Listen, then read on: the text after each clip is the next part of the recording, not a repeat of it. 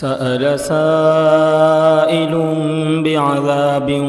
واقع للكافرين ليس له دافع من الله ذي المعارج تعرج الملائكة والروح إليه في يوم كان مقداره 50,000 سنة فاصبر صبرا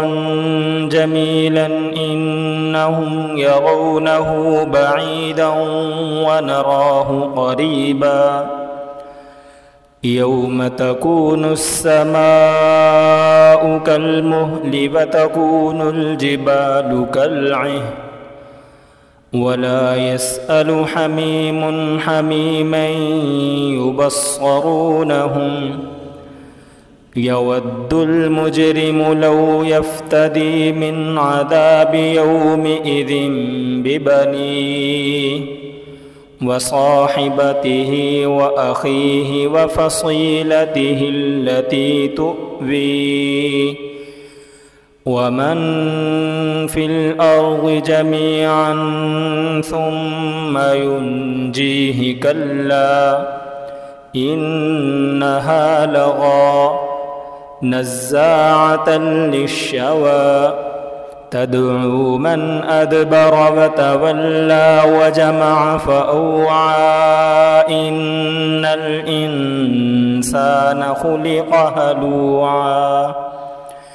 إذا مسه الشر جزوعا وإذا مسه الخير منوعا إلا المصلين الذين هم على صلاتهم دائمون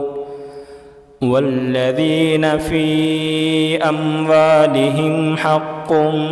معلوم للسائل والمحروم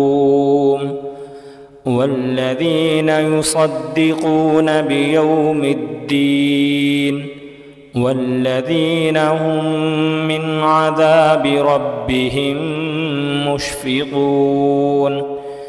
إن عذاب ربهم غير مأمون